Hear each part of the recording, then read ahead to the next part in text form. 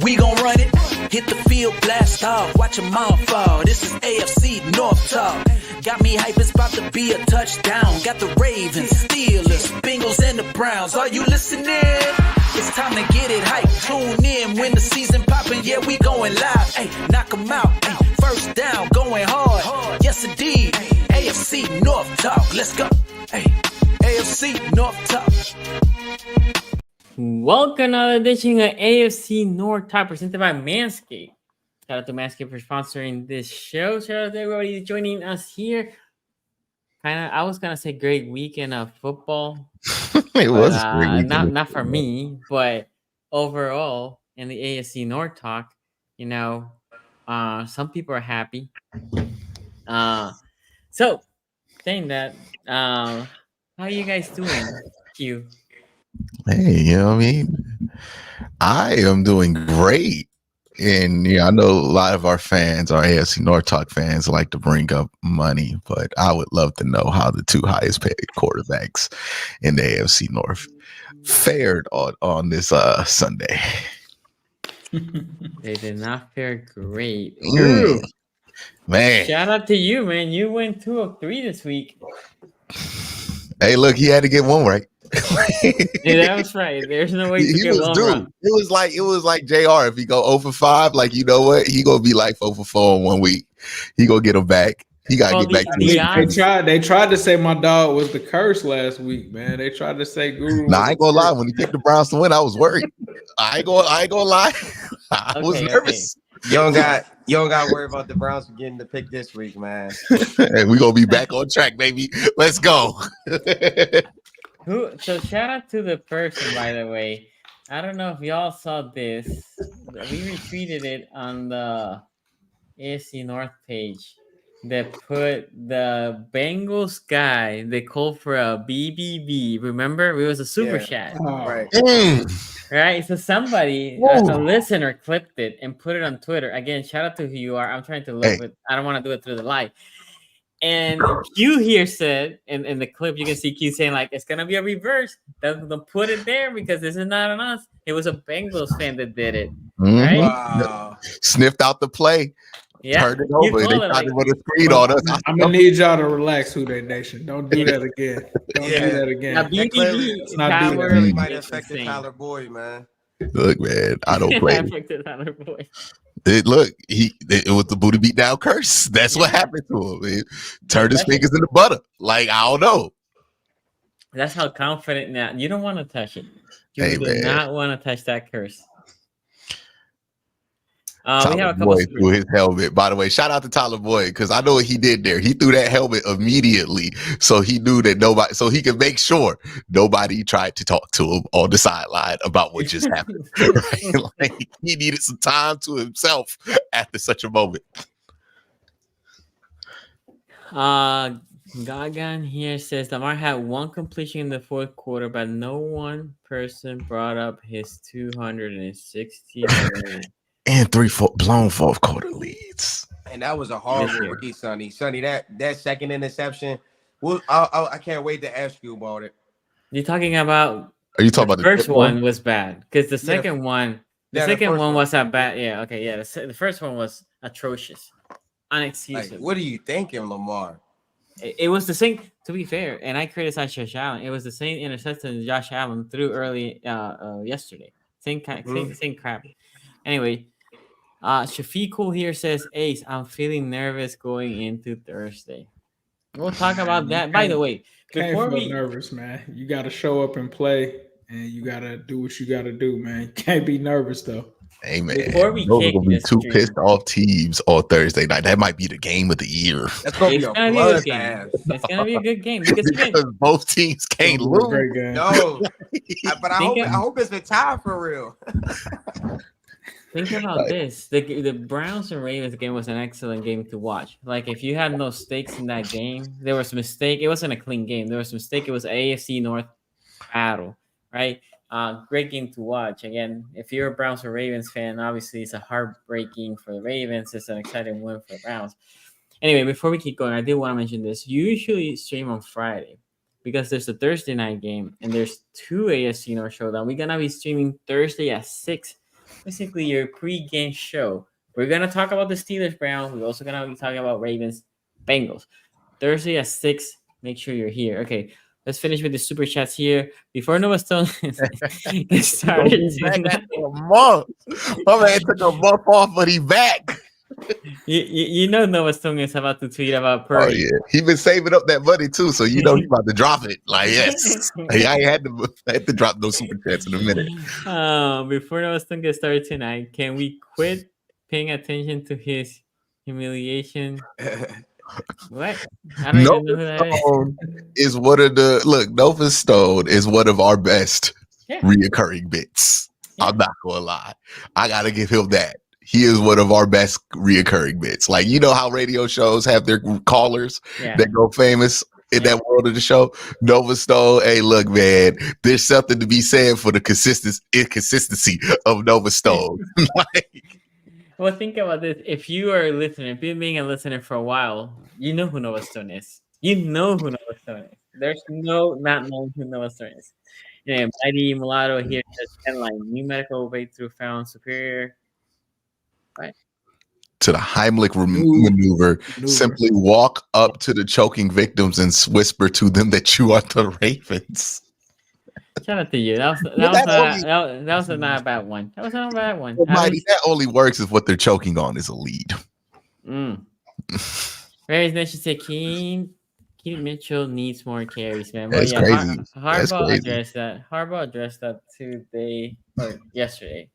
We'll be talking about that soon. But let's talk about the first game here. Steelers in a close one against the Packers. Kenny Pickett did what he did. I think Guru, you call him that you think he can be Alex Smith. I think it's what you told me, right? Or you said last week.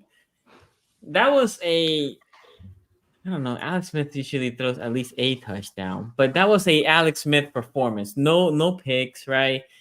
Nothing flashy, not a lot of yardage, which is the biggest thing. But to be fair to Kenny Pickett, which I said before, this is what the Steelers need to do is there was a run game. There was a run game, right? There was a run game in this game. Warren, which I think is the best of the two back, had a hell of a game. And then Najee Harris had one of his best games in a while. Like he has been a minute since Najee Harris eclipsed 80, I think. And then, the receivers did what the receivers did. I mean, again, Kenny Pickett having 130 or whatever yards, that means the receivers are not going to be super uber flashy. But defensively, Steelers did what they usually do. They provoked turnovers. 2 picks, right? On Jordan Love. So 2 vertical picks too, right? Yeah. The one in the red zone with Pat Pete. Yeah, two clutch picks, I will call them.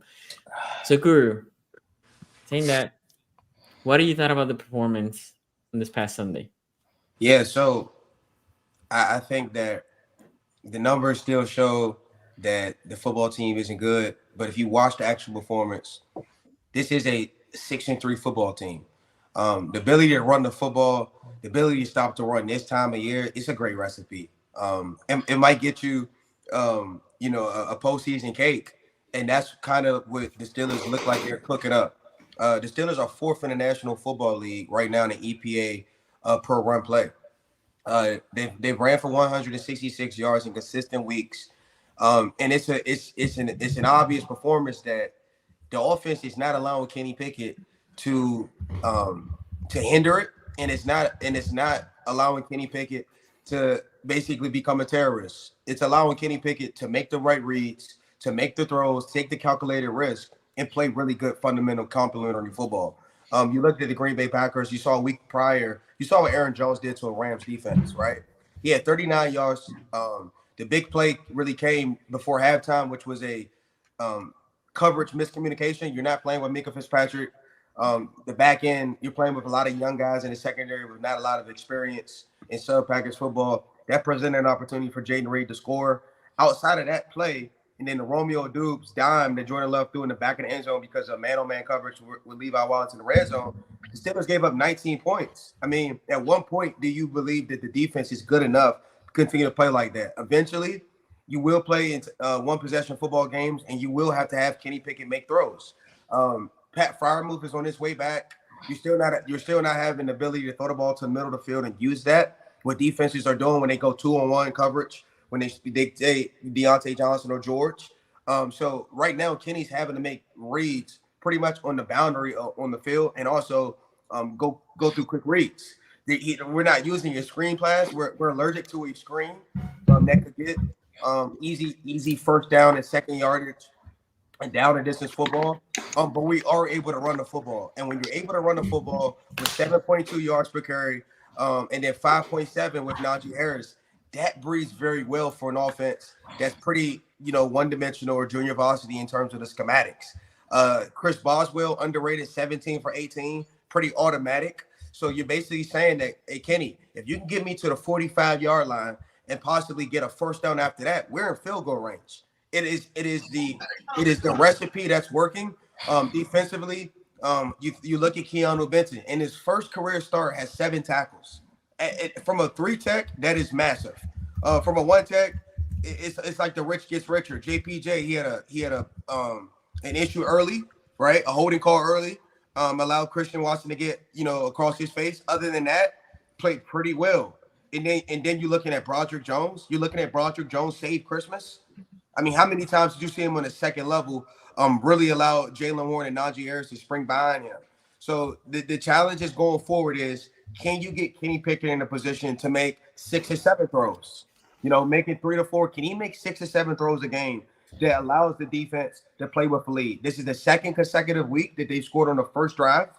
They scored 14 points in the first quarter alone. In Pittsburgh, that's massive because you had an offense that was one-dimensional. You're seeing the Matt Canada on the sideline connection and what that's doing for this offense. So going forward, you want to continue try to push the ball down the field. Everybody is not going to give you the intermediate and the checkdowns. Everybody's not going to allow Jalen Warren to be a yak demon. You're going to have to take calculated risks. You're going to have to finally, Kenny Pickett, stop overthrowing people. You're going to have to put the ball in position for these guys like George Pickens, Deontay Johnson, Pat Freiermuth to be perimeter threats. But right now, the results show you that this is tangible. This can win. And the best thing about Kenny Pickett, it might not be the 2-touchdown game. How about the longest quarterback streak in the NFL right now, active with turning the football over an interception? Yeah, it was an important win for the Steelers, especially Ravens losing. Now they're striking distance to get the first. It's a game that, we look back. I always say NFC games are not critical, right? Because of tiebreakers, it's the least important. But when you play against an NFC team that is right now basically tanking, you need that win so you can keep pushing forward for your playoff push. But Ace, I'm sorry, Q. What was you thought about this game?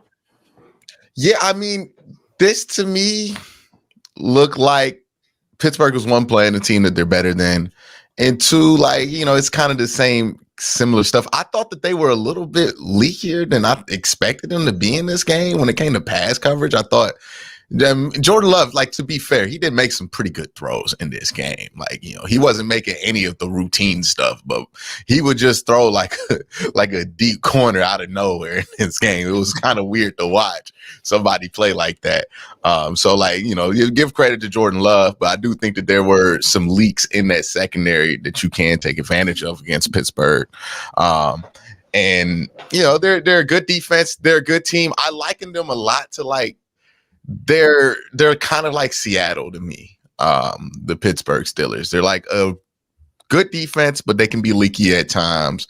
And they're a enough offense. I would say Seattle probably a little bit better of an offense than Pittsburgh, but they're just enough on there to get away with what they can do. And you are what your record is the big Mike Tomlin saying, and they're 6-3, and they've done enough in the games that they have played to get to 6-3, regardless of if I think that Kenny Pickett is any good or not. You know, they're getting at least enough done to scrounge up enough offense to win some of these games. So I don't think I walked out of this game feeling any differently about the Pittsburgh Steelers. I think this is they are who they are kind of victory for them. Like, this is the kind of game I expected Pittsburgh to win in the fashion that they did.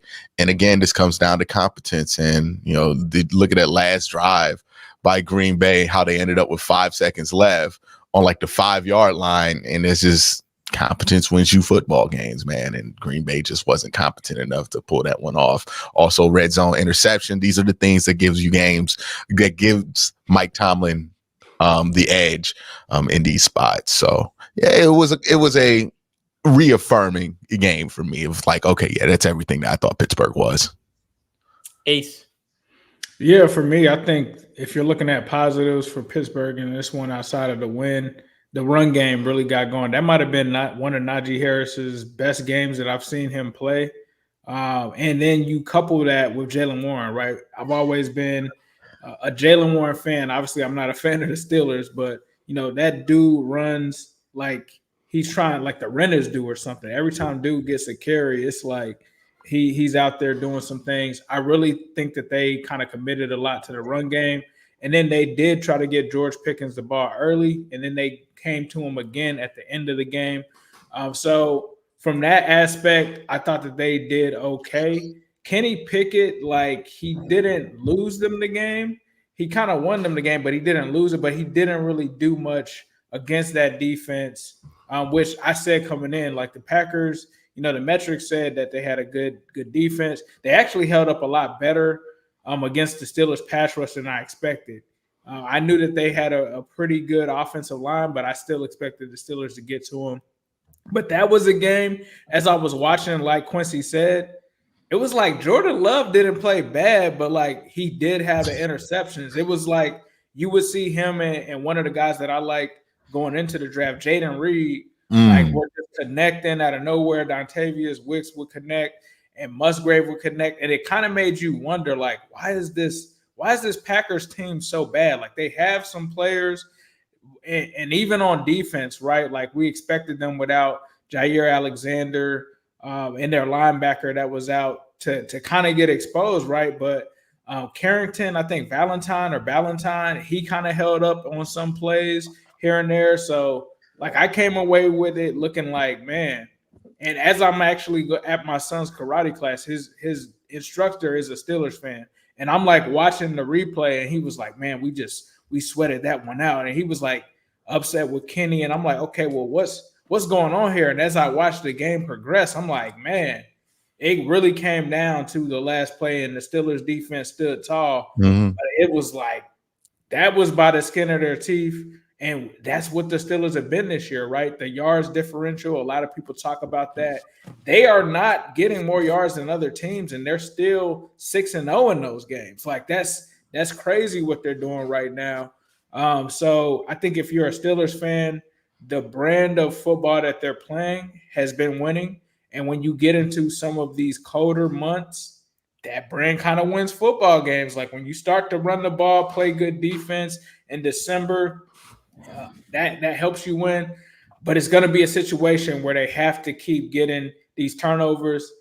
I don't know if I can sit up here and say, like, they got to wish for them to happen, because they've just been happening in these games. Like, there's something that they do that causes teams to turn the ball over, and it causes them to, you know, keep these games close. Teams can't pull away from them, and they've been able to do that majority of the season. That's why I think, you know, this week's matchup is going to be very, very intriguing, but they're doing what they need to do, which is winning football games. At the end of the day, did you win or did you lose? And that's what football is. It's a game of wins and losses. It's not a game of moral victories or anything like that. Like, at the end of the day, what they're doing right now in the AFC, that's pretty loaded. You talk about the Browns right now that are merging with Deshaun. You talk about the Ravens. You talk about C.J. Stroud with the Texans now.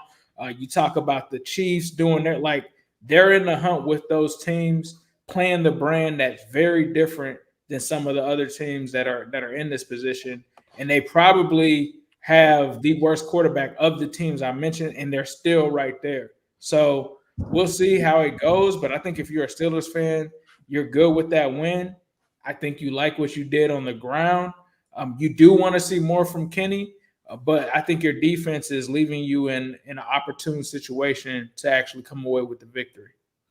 You know, you bring up an interesting point. Jordan Love is kind of like one of those players who look incredible in a highlight reel. Like you can cut up a highlight reel package of him and fool people. Like that used to be the thing with Baker, where I'm like, hey, I could cut you up a 10-minute highlight reel of Baker Mayfield to make you think that this man is the next up.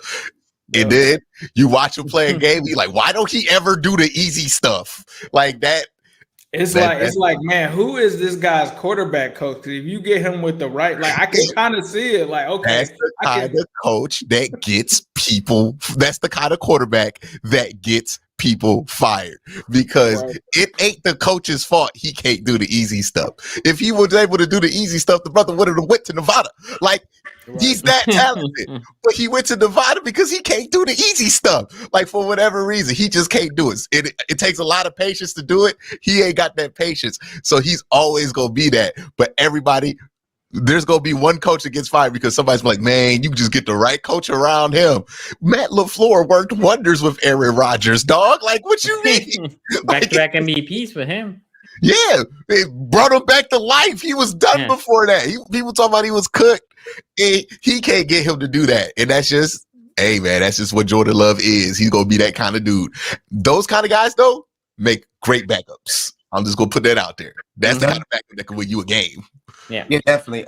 One more thing too, and you saw this yesterday. Unfortunately, on Monday Night Football, bite Buffalo, and there. You know what? I'll give you two timeouts, crucial timeouts, and Mike Tomlin was able to push the right buttons. He got a timeout at 17 seconds, and then he called one at 3 seconds at the game, and that allowed Pittsburgh Quincy to have the right play call, right? It allowed you to have the right personnel, and also to show Jordan Love multiple looks. I thought the ability, and you saw this last week, right? What the coincidence was, you saw versus Tennessee, you drop an interception, and then you're able to catch one on the Thursday night, and then this game comes down to a similar situation. But the Steelers are 9-0 in their last one-score football games. Yep. I mean, the Steelers right now are, if not one of the best team in close game situations. It's interesting next week too, because you can argue the two teams in the AFC North who have done the best job of just finding ways to win are Pittsburgh and Cleveland. And if you can make the argument that the teams that have taken some of the more egregious losses this year have been Baltimore and Cincinnati. So it's going to be interesting to see what those dynamics are when they face off this week, despite everybody being a really good team. Okay, so we have a couple super chats. Anime here says the Browns are a minivan. You want a sports car, but you get something you like more with the space. Cute. That's a from Ray. Is be wilding. Yeah, Key. At this point, I think the Browns defense tried to get Baker and Joe Woods off the team in back-to-back seasons. Yeah, man, it don't make sense. Like you look at some of the splits last year, the Browns were like historically bad on defense, and they're legitimately good. Like, I mean, better than that. But yeah, it makes you wonder, like, how much did they hate Joe? It's like when you watch the Raiders, and you're like, dog, how much did they hate their coach? That's what I feel like every week when I watch this Browns defense, because I'm like, for real, they signed Juan Thornhill to replace John Johnson, and they traded for Zadarius Smith to replace Jadeveon Clowney. So they really, like, we talk about a defense that really added, like, Dalvin Thomas, and they made this leap. And Dalvin's good, but he ain't that. Like, how much did they hate Joe Woods? Like, it's a real question. Ella here says, my biggest question for the Steelers is when they go on the road in the AFC North, what teams, I'm assuming, can they sustain this success on the road against, though? So can they sustain this level of success against road teams and tough teams on the road? Yep. You're muted. Yeah, sorry. You beat the Raiders on a primetime football game. You had success in Baltimore last year. Unfortunately, Kenny Pickett couldn't play in the game last year in Cleveland because he wasn't the starter at the time. And then excuse me, that was Cincinnati. He actually was hurt versus you guys. But yeah, so like I think he can. I think his numbers actually, his splits are actually better on the road. Played the Colts well on a Monday night game. The Texans game was a bad outing. Unfortunately, he didn't get to finish the game. But like A said, man, the recipe is it doesn't have a zip code. It works on the road if you can run the football and stop the run and win the turnover margin. Yeah, Ray Rack here says, Ace, how worried are you if the Bengals lose on Thursday for them to be able to make the playoff with a possible 1-5 conference record? Yeah, Ray Rags. We don't speak those things into existence. So I will answer that next Tuesday if we do that. But yeah, we're not speaking on that right now, man. I will say this: if the Well, I mean, I will add this. I will add. Not gonna matter because if you get to 5-5 here, like you know what you got to do. You got to run the table and maybe get away with losing a game. Like you got to find a way to get to 11 wins at that point. Yeah, which is tough. Yeah, all I will say, even though you guys are gonna come back and say this year isn't last year isn't this year, the Bengals were 5-4 the last 2 years. At the same point, they had the same record. Were the 4 losses against the AFC?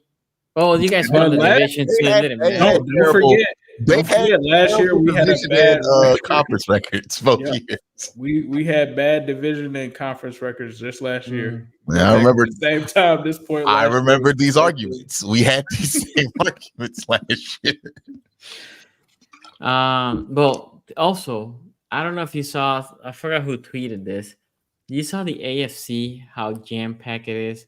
So we have, I think, Chiefs are only 2-loss team, and then we have Ravens, Browns, and Steelers, the only 3-loss teams, and a bunch of teams with 4 losses, and a bunch of teams with 5 losses, and then the Patriots in Tennessee, somewhere out there. Insane. Yeah, it's wild. Yeah, but it's like it's only 2 teams with 4 losses, and then the rest of them have, I think, 5. So it's the Houston Texans and the Bengals with 4 losses, and then everybody after that has 5, and then there's just the Patriots and the Titans just chilling. That's crazy.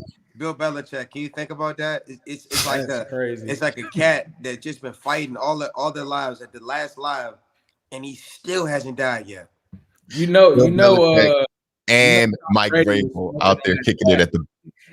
Tom Brady was hitting that pack because now he the owner of the Raiders too. Mm-hmm. They just, he hitting that pack because I was around for the years where they was like, yeah, dog, Matt Castle, it's the system, 11-5.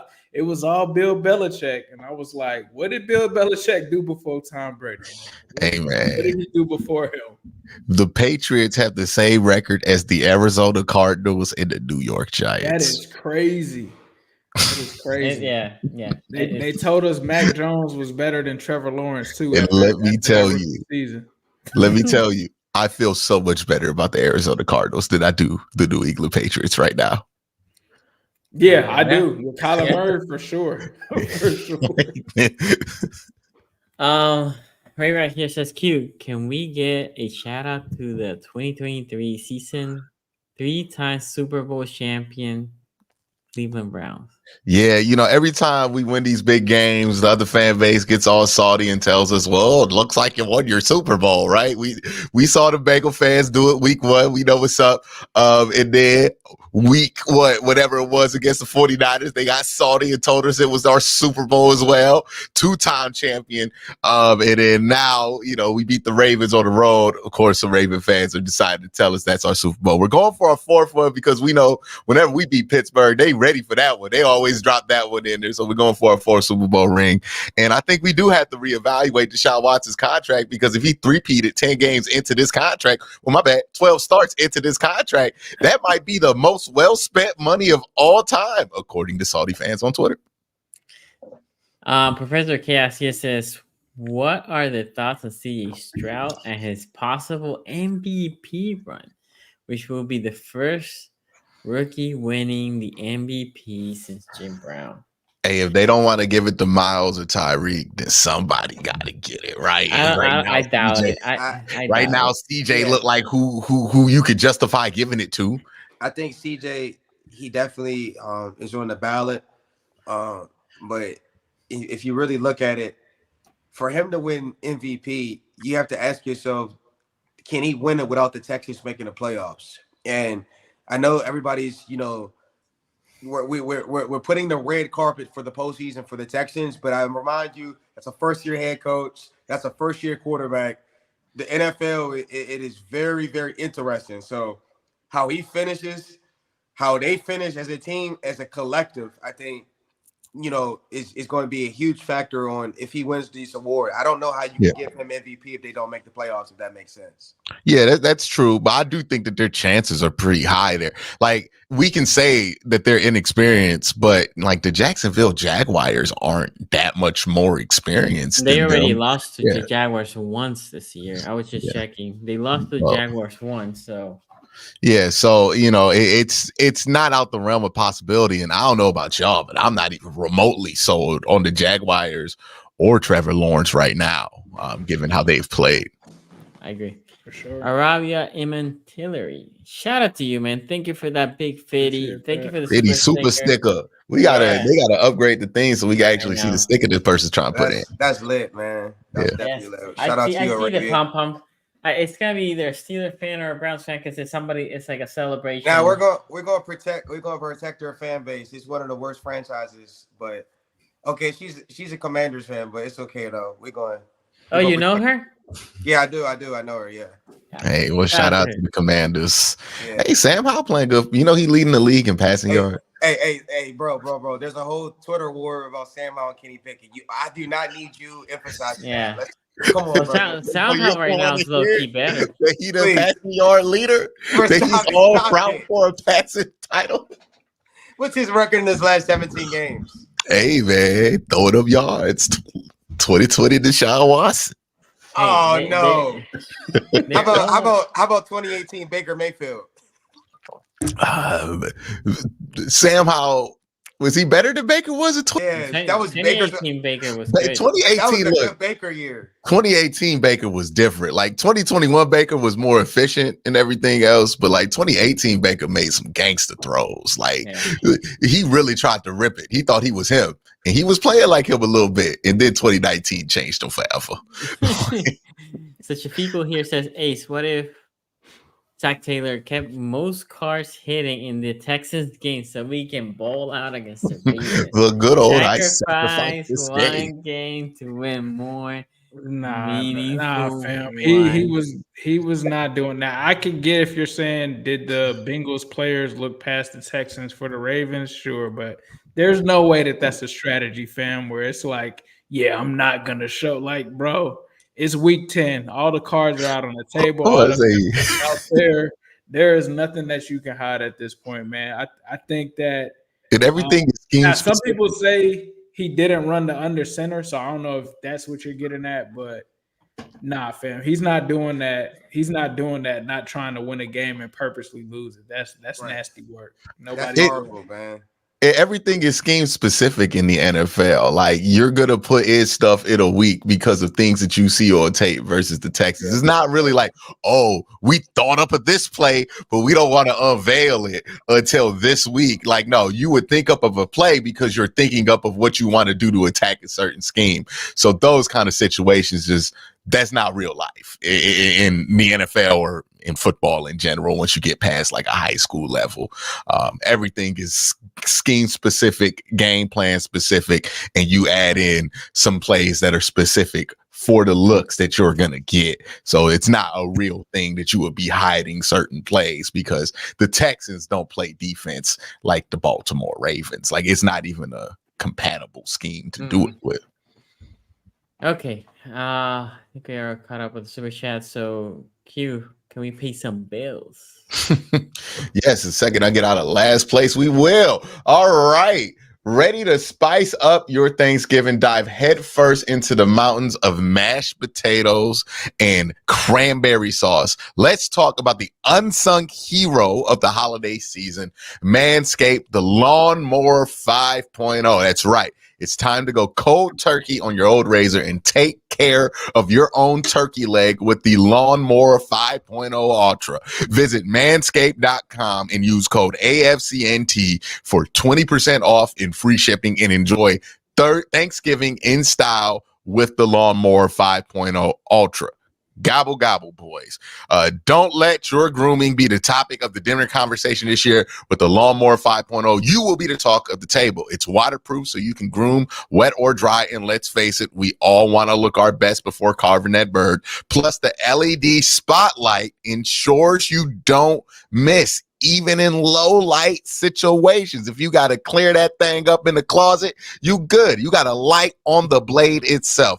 And speaking of carving, the dual skin safe blades help your best teammates. The trimmer blades take care of business, while the foil blade gives you an irresistibly sleek finish, like a winning touchdown at your Thanksgiving table. And for my men who go back for seconds, Manscaped's Performance Package 5.0 is the ultimate bundle for the men who deserve it all. This bad boy is the whole plate and dessert. Included is the Lawnmower 5.0, the Weed Whacker 2.0, and nose hair trimmer, Manscaped liquid formulations, and 2 free gifts. Now that you've tackled the fur, it's time to make sure that you smell like royalty with the Crop Soother Aftershave Lotion and the Crop Preserver Anti-Chafe Ball Deodorant. Once they touch your sack, you'll never go back. The gift of Manscaped doesn't stop there. This bundle comes with 2 free gifts: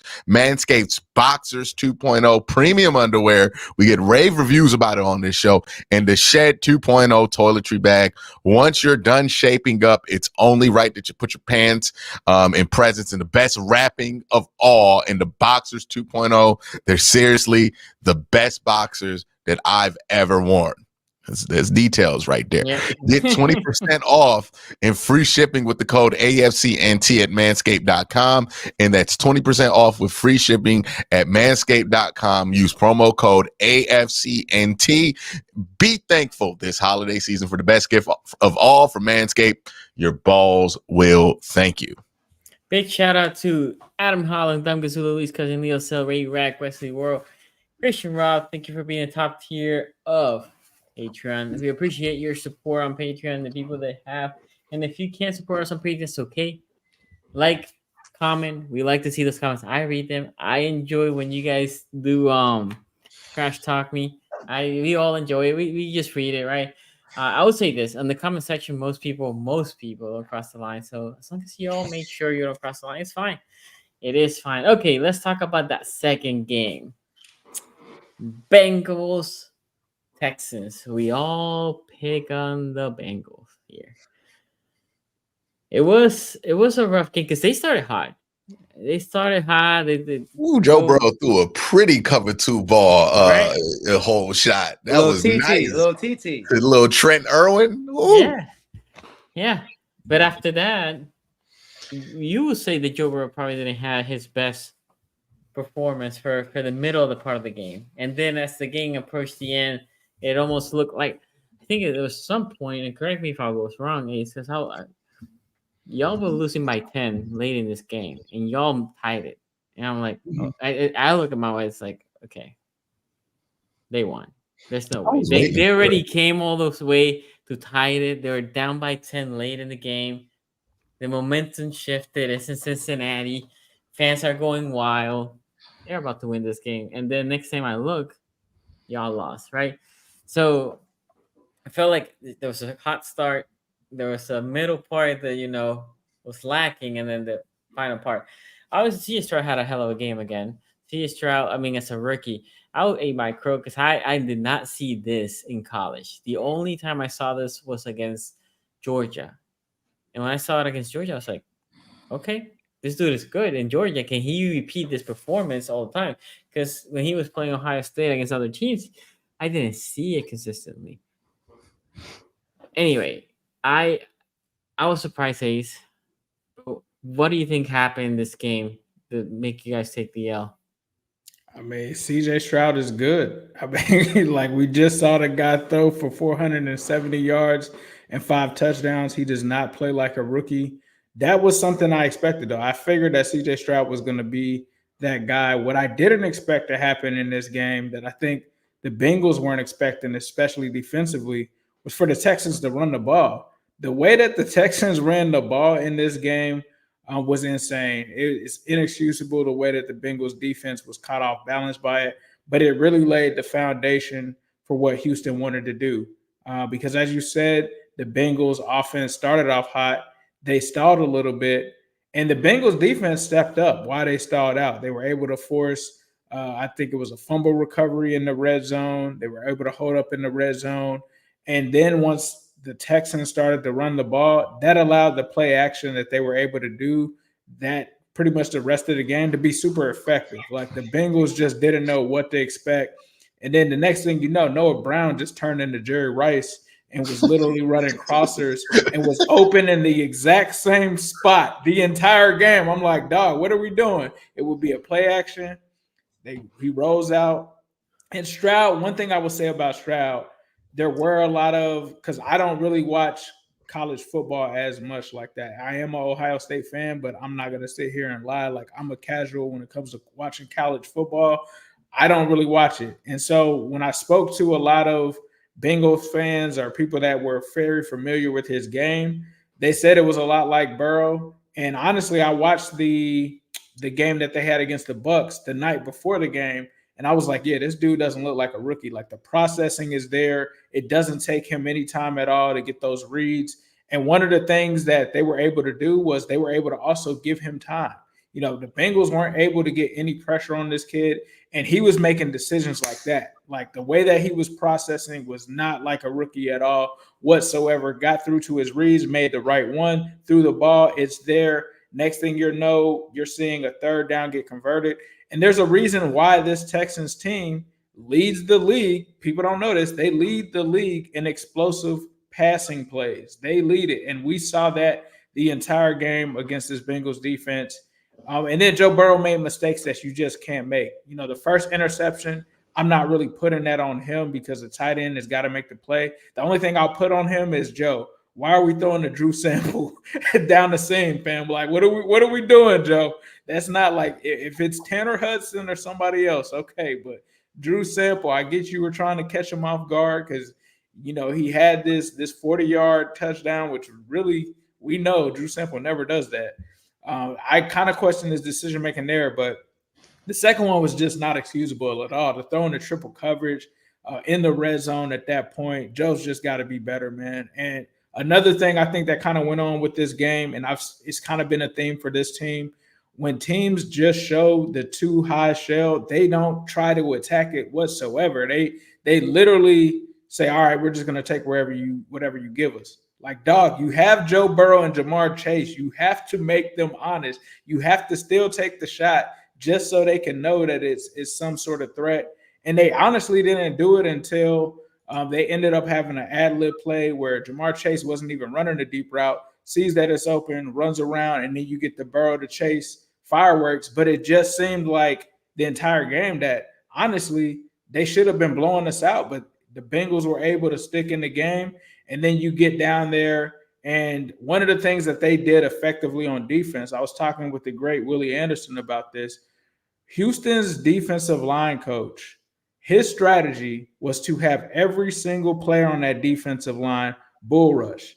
The reason, and he told me the reason that the 49ers didn't have success with their DTs and stuff is because these guys were trying to do spin moves and all of that. He was like, what the Texans did was bull rush all 4 guys so that Joe Burrow couldn't run in the pocket and so that he couldn't step up in the pocket. The pocket collapsed. And I gotta give a shout out to Houston's defensive line because coming into the game, all the metrics said that they were one of the worst pass rush teams in the NFL. And the way that they played this game, the way that they came in with their strategy, whether it was even when the Bengals had the touchdown on the first drive, they stuck with it. If you watch the all 22, they're just bull rushing every single time. And the Bengals have to figure out a counter to that. Like that's something that teams are going to see, just like the crossers. that Noah Brown was running in the game. Teams are going to pick up on that. They were still in this game. Tyler Boyd, you got to make that catch, dog. I don't like to put things on one particular person, and I get that if Tyler Boyd doesn't make that catch to get them into the position, we're not even there. You got to make that catch, dog. Like, you can't. Now, that doesn't mean, like, a lot of people feel like the Bengals would have won. CJ Stroud was shredding the defense the whole entire game. I think it gives you a better chance. I just felt like in that scenario, if you're dropping that touchdown and you're taking the field goal and you're giving the ball back to CJ Stroud with a minute and a timeout left, like, that's game, dog. Like, and to me, CJ Stroud is one of those guys. Now, the one thing that he did make a rookie mistake on was the interception to CTB, right? Like, Joe Burrow throws an interception, then CTB comes back with it. I tried to tell folks, CTB is, I don't know what, like, this man is playing out of his mind when it comes to baiting these quarterbacks into those throws. He turns it into a quick pick six. So you like to see that. I just don't know where Cheeto is at right now, man. Like, the way Tank Dell juked him out of his shoes. DJ Turner needs to be the number 2, dog. Like, DJ Turner made a huge play in this game where CJ Stroud, before the Bengals got it for that Boyd drive, he's able to make a big deflection on third down because CJ threw a dime. Like, that should have been a catch. Like, if it wasn't for DJ Turner, that's a first down. That's probably ball game there. DJ Turner has got to be the second corner. Like, I respect Cheeto.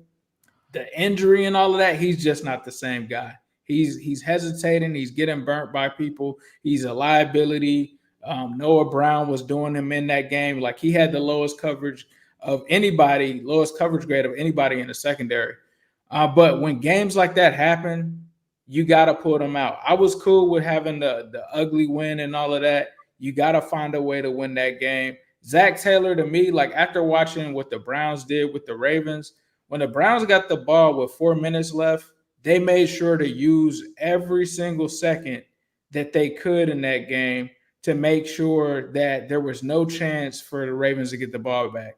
Zach Taylor didn't do that. In a game where you needed to waste time and not be able to give the Texans a shot, you tried to get pass happy, you scored too quick, you ended up settling for a field goal, and you gave it right back to CJ Stroud for him to be able to just go down and get a field goal. They've got to get it together. I mean, I know that Zach doesn't like running the ball, but you got to be able to use it to your advantage to try to get rid of some of the clock, burn those timeouts, burn the time period. Like, you got to get the time down and give your defense a chance in that situation. It's a tough loss, though, especially with what was at stake, especially with it being a conference loss.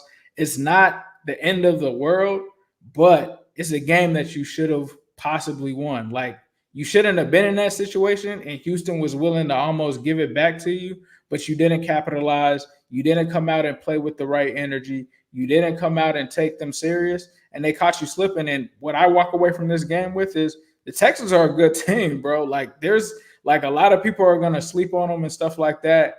But I will say with CJ Stroud, what they're doing with that coaching staff over there, they could be a team that could win the AFC South. I don't think that is Jacksonville's to have. And I think that they could be one of the teams that sneak into the wild card as well.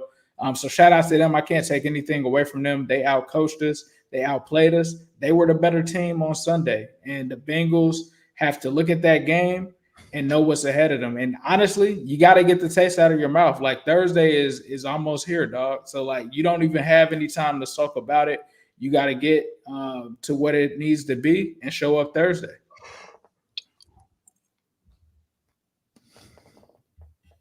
Q, sorry. I was muted. So, yeah, I think a lot of this is more like, hey, CJ Stroud is actually really good, or at least he's playing really good right now. I don't know how long he's going to keep this up, or how long it's not going to matter that he's throwing to Noah Brown and Tank Dell. But, like, as of right now, he's on a hot streak. He's playing very good football. So, one, you got to give him credit where credit is due. I thought, yeah, well, who is he targeting on that interception in the red zone? Ace? What was that? What was the idea? It wasn't in the red zone. They were still in their own territory. I honestly don't remember. I don't feel like it was Noah Brown. Yeah, the one with 3 minutes left. I can't. No, the CJ Stroud interception. I know that one. That was in their own territory. He threw a play action. He just threw you saying the Burrow Joe Burrow one? Yeah, it might have been Chase. I honestly. No, I think it might have been T. I'm not T. Not T. Nah, T was out. Who wears 85 for y'all now? Because T Higgins wears 5 now. Nah, there's nobody wearing 85. Somebody it might have been Tyler Boyd. If it might have been 83. It probably was Tyler Boyd. But yeah, it looks like it was Tyler Boyd. That's what people in the chat are saying. It felt like he tried to force that thing to Tyler Boyd, and it's like, in that situation, I have no idea why Joe felt the need to be so greedy, especially when there was no angle that I looked at that where I'm like, yeah, I can see how you can believe that was there. Dog. Yeah, that was just inexcusable, right? Of an interception by Joe, and 2 fourth-quarter interceptions. This is not what you expect out of him, and you can feel pretty good about your chances of winning if you just don't have those turnovers when you had them. But yeah, I think the Bengals, I think they got caught maybe overlooking a good team here. I even said in the preview last week that, this was going to be a tough game. I don't think that CJ Stroud's going to come in here look like a rookie, and that I expect him to have a lead in the fourth quarter. I didn't think they would win, but I did think they would give the Bengals a pretty good scare.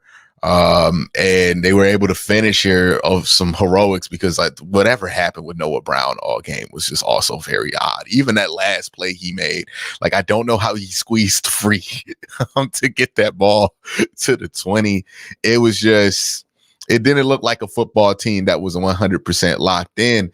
And if you can say anything about this Bengals team that does make you feel a little bit different than you have about Bengals teams in years past, it just is that I feel like this team is not locked in at a higher rate than usual with the Bengals. I didn't really attribute a lot of their losses in years past because they weren't locked in. It just felt like, okay, things didn't go their way. This ball bounced away. But this year, it seems like they have lost a couple of games at the very least because they just mentally weren't locked into what they were doing in this game and getting beat by play action. I mean, that just is the definition of not being locked in.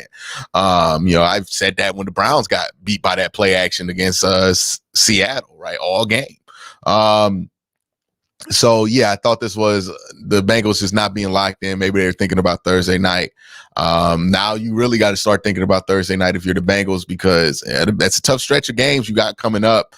And you don't want to go through it without a cushion, because if you lose that game versus Baltimore, you have absolutely no cushion.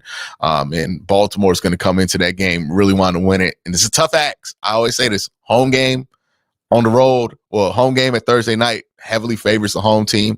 And it's a tough position the Bengals to put themselves in, but I mean, they really have nobody to blame but themselves in this one, because again, just look at the lack of focus in the game. Tyler Boyd dropping that ball, it's a white, I've seen them make that play 100 times, the Cincinnati Bengals. I have no doubt that they can make that play, but they weren't locked in enough to make that play in that moment. And that's the one thing, is hey, can you turn that on? Right. It's one thing you coming back from injuries and you getting guys stacking up at the right time and you turn it on. It's another thing when you just been unfocused all year and then you just expect all of a sudden to turn that focus on when you need it. And that's something that can be a little bit concerning. So if I were a Bengal fan, that's what my concern would be, is this team as focused as they've been the last 2 years? Because it just doesn't feel the same right now from a focus standpoint. But yeah, I mean, CJ Stroud played well. I thought Will Anderson played pretty well in this game as well. Who was their interior guy? I kept on thinking it was DJ Reader for whatever reason, because he used to wear the same number. You're muted, Ace. Sheldon Rankins. He just owned Alex Kappa the entire game. 3 sacks in this game. Sheldon Rankins. Hey, it's to the Bengals offensive line. I understand y'all love Joe Burrow. Y'all want to protect Joe Burrow, but just understand, man, when y'all do that thing when somebody touches Joe Burrow and it might have been just a tad late and y'all want to fight and bark and everything else like we know that offensive line loves to do, y'all can't give up a sack 2 plays later, dog. Like, that don't look good at all. And that happens all the time. I'm just like, yo, y'all want to fight for Joe Burrow every time except for when you're supposed to block and protect this man from being hit. But that just cracks me up about the Bengals, that their offensive line is always willing to fight if you touch Joe Burrow. But I'm like, y'all let people touch him all the time. Like, why are y'all so pressed about it? It's just was not a focused effort by Cincinnati, and you can't sleep on a team like the Texans with a good quarterback, whether it's home or on the road in the NFL. Somebody come up and get you, and I'm pretty sure once we talk about this Baltimore Ravens game, Sonny gonna start talking about lack of focus too in certain parts of that game. Okay, we have a couple of super chats here. Let's go through that. Just finished smoking that Fluck pack. Now we're about to roll the Steelers pack up. Terrible towel. I told you all week. Big dog pound, go Browns. And then we had up in a terrible towel, Guru. That's crazy. Yeah, that was a pause. That was a pause. Come on, good brother. What did he say? he said he was swinging smoke up in a terrible towel. He said the Steelers pack. He said he rolling it in a terrible towel. That's gonna ruin the pack. Yeah, my iPad died. Can I jump in there about the Bengals game? Yeah, go ahead. Yeah, we're at the point now where you're starting to see habits, right? Based on teams, based on coaching. And the Bengals, I'm seeing, and I haven't seen this quite frankly, in the last 2 years, right? I'm seeing inconsistencies in your linebacker play. And when I say your linebacker play, for whatever reason, I'm seeing the run game. Basically, if DJ Reader isn't showing up as a premier 1 or 3 tech, it's like the linebackers aren't able to play as free. Now, I don't know if Lou's scheme has changed. He's asking more of the linebackers more in the scheme because they need to communicate and keep that young secondary, on the same page. But the way I watch Devin Singletary, I'm like, Buffalo, they should be envious, right? You didn't see Devin Singletary look like that at all with Josh Allen. And that's one of the reasons that I thought aided towards CJ Stroud because of the run game, because he was able to have a advantageous second and short, a third and short, right? The Noah Brown, a lot of those routes look like it was built off the run. You talked about the ability to keep CJ Stroud clean. I know the Trey Hendrickson play, unfortunately. I'm happy that I saw that he's practicing today. But, and then with Hubbard, already dinged up, I thought that the pass rush was, abysmal, but I saw Logan and I saw Pratt, basically not make the tackles that I saw them make really pretty much the last couple of years. I think the Bengals had one of the highest tackle rates at the linebacker position the last couple of years. And then defensively, you talked about Awuzie. You might have to do, the Buffalo Bills treatment, right? Have him play a couple of snaps like they did with Tre'Davious White coming back from injury, because DJ Turner, Cam Taylor-Britt, they do give you the best opportunity. But the Bengals defense, I was disappointed in. Offensively, your interior line, like Cordell Volson, he's clearly been like something that defenses are looking like they want to key on, right? You saw Sheldon Rankins. You saw him able to basically dominate that matchup. But how about D'Amico Ryans? Basically, remember, how about when you played Buffalo, you had the 2 spies, right? You spied Josh Allen with your 2 backers. D'Amico kind of did a little bit of that differently, right? He made sure that the backers did not allow Joe Burrow to have those rushing lanes, did not allow Joe Burrow to extend the play out the pocket. A lot of his reads were very quick, and he didn't have time to go to his second, third reads. So I thought you saw kind of Zach Taylor and Lou maybe get a little outcoached at crucial times that I haven't been able to pinpoint, previously. Offensively, I thought you played pretty decent, right? You got Trent Irvin involved. Tyler Boyd, he was a catch away from maybe having 200 yards. Jamar Chase, 165. And shout out to Fruit Loop cleats via LeBron James, but I'm not ready to sink the Bengals offense. I'm challenging the defense to start playing at that level that you played on that 11-game winning streak and at the latter half of the season. But I thought this game went down to the wire. You talked about the touchdown drop to Tyler Boyd. Can Zach Taylor consistently stick with the run? Like, Joe Mixon is a guy that he might have counteracted a little bit of D'Amico's scheme because you weren't able to run the ball the second half. It seemed like you were Joe-centric football instead of running the football, getting those easy throws that you saw previously to Tanner Hudson and Irv Smith Jr. Okay. We have a couple of super chats before we go. Did the Texans adapt, or is it the Bengal line that bad? I think, like I said, bro, I was talking to Willie Anderson. He said that they just bull rushed every time. When I turned on the all 22, that's exactly what they were doing. I think they just had a great game plan going into it. It was like, we're not going to let Joe Burrow step up in the pocket. They dominated us. Sheldon Rankins just had a field day against Alex Kappa. I think the Bengals defensive line didn't play good in that game. They were definitely bad in that game. Okay. Then we have Njoku treated Roquan like a kid holding onto your leg, and you keep walking like it's we go talk about Roquan. Don't you worry. And then fourth quarter lead, Eagle Bills. Oh yeah, and he did a Ravens great job. Hey, look, eventually somebody tackled David Njoku, right? And that does count as a tackle. Eventually it happened. That play wasn't him. Anyway, I think we're done for today, he right? Off of David Njoku. Yeah, once. Yeah, he slipped off of David Njoku, and then Geno Stone got pushed into Millennium. I think they gave the tackle to Geno Stone. I think we're done for today, right? No, we talk about the Browns and Ravens, brother. Yes. Sonny, that was a good one. Get out of this. Nah, bring that Sonny, here we now. talk about Guru getting one of his picks right. Come on, brother.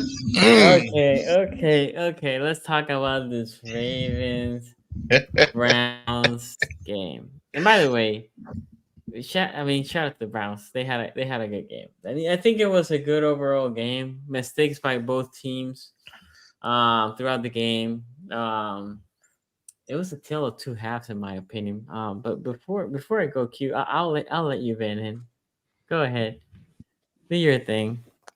Are you sure you don't want to go? Because I'm still looking for Roquan. I can look for Roquan while you go ahead and go, because I didn't know where he was in the fourth quarter of that football game. Hey man, I heard them talk on Get Up about how what the Ravens don't have is a closer. Well, what the hell did they trade for Roquan Smith for, right? I thought that was the closer. I thought I was about to be showed exactly why they traded them picks to get Roquan Smith and gave him all that money, because he was going to close games like this. But what is Roquan in moments like this? A liability.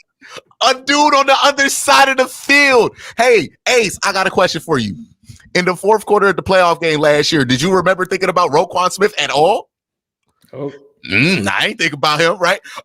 Hey, Guru, you remember thinking about Roquan Smith in the fourth quarter of a Ravens Steelers game last year? Or you know what? You was, because Najee yinged him. Okay, yinged him in the fourth quarter of that football game. I'm just saying, somebody got to step up in the fourth quarter and be the closer for this Ravens defense. And if it's not going to be the best player on the defense, then who going to do it? Who's that guy, Raven fans? I keep asking for the Roquan Smith highlight. Every time the Browns play, I don't get it. But oh boy, he shows up with DTR in there though, right? He gangster with DTR at quarterback. The gangster ain't there with DTR not there. I guess it isn't. Hey, but shout out to Roquan, 22 tackles. Name me 4 of them. Raven fans. Name me 4 tackles that you remember being like, yeah, Roquan, that's what we bout. Nah. I will continue to be proven right by this, and all I need is to happen for this to continue to be proven right is for people to actually watch Roquan Smith. That's all. Because again, where he at? Where was he? Browns got 2 drives today. Where was he? let's go back to where I felt like the game changed, because the Browns were trying their best to lose this game all game. They kept getting the red zone offensively, holding, false start, all kind of stupid procedural penalties. I think they had 3 of them in the first 3 red zone drives that they had in this game, which resulted in them having to kick field goals. Played awful. Awful sloppy football, I thought, on the offensive side of the ball. And then defensively, they were good in moments, but boy, did they have some sloppy parts of this game, right? They had a couple holding calls they shouldn't have had, multiple 3rd and longs negated because of defensive holding calls in this game. And don't even get me started on James Prochet fumbling that punt when the score was already down to 1 score, fumbles a punt on the 3-yard line. Ace, here's the part that gets me. They stopped them, dog. The Ravens got a false start, jumped themselves back. The Browns stopped them. You know what they do on 3rd down? Hold. Okay, they get right back in there. And then he throws. Let me add something. You know what the Browns did again? Hold. But Q, I'm sorry to interrupt, but all the holes were in the same route. Yes. And on Odell Beckham. What did I tell them? It wasn't all on Odell, but it was all on the same route. 2 of them Odell Beckham, but it was like in out routes. And as soon as they pivot back out, your guy was grabbing. I'm like, okay, I mean, I'll take it. Yeah. Every time. Martin Emerson, Greg Newsome, both of them kept holding them. Couldn't stop themselves. So I'm thinking like, man, 31-17. They just had a 12-play drive. They just had to go 12 plays basically to go 8 yards against this defense. And you wasted 2 incredible stands right there. What you needed to do offensively at that moment in the 4th quarter was score a quick touchdown. And it was important that they score a quick touchdown, because I believe there was 11 minutes left in the 4th quarter. You're down 14 points. If you don't go down the field and immediately score, you're cooked. Like, the game's over.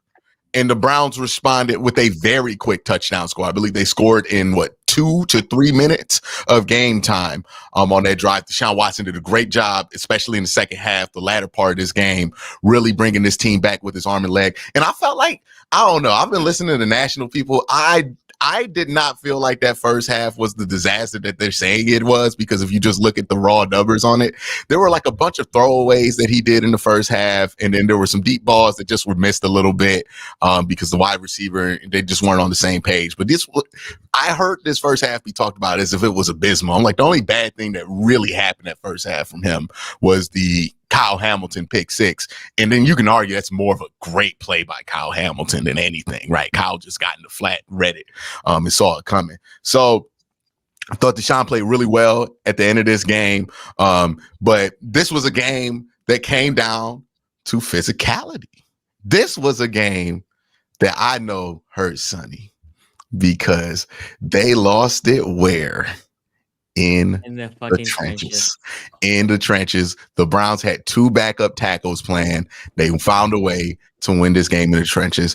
That play at the end with Jerome Ford, where they let the pile get pushed forever. I know that sucks when you on the other side of it, because you like blow the damn whistle, but they let the pile get moved on. And that play kind of embodies what happened in that game, which is that the Browns were willing to be more physical, especially in the 4th quarter, than the Baltimore Ravens were. We talked about imposing your will. In the first half, the Ravens did a really good job of imposing their will, forcing the Browns to make field goals, basically forcing the Browns into a game of chess. But when the Browns got that quick score and then tipped the ball up and got a pick 6 immediately, that forced this into a game of checkers. And the Browns were able to take advantage of that. They were able to stop them on the ensuing possession. And another thing important about that pick 6, it happened 2 plays into the offensive drive. So that meant that the defense went back out there still fresh, right? It wasn't like you had like 4 or 5 sets and then you get a tired defense so you can score real easily and keep the lead. No, they were still energized off of that pick 6, and then they got to stop because the Ravens got a bad penalty. What was it? Another false start or a procedural penalty? It was something pre-snap that they got to force it to 3rd and 19 to give the Browns the ball back. And kudos to the Browns. Delay game. Yeah, delay game, which is just unspeakable at that moment, right? And the Browns got the ball back with 5 minutes left, and the Ravens never touched it again. That's, again, being more physical than the team in front of you, making the plays that you needed to. Thought Deshaun did a great job in this one. Thought that Jerome Ford especially did a really good job in this one. And whenever David Njoku's name was called, he did a really good job. Coop had a pretty good game too.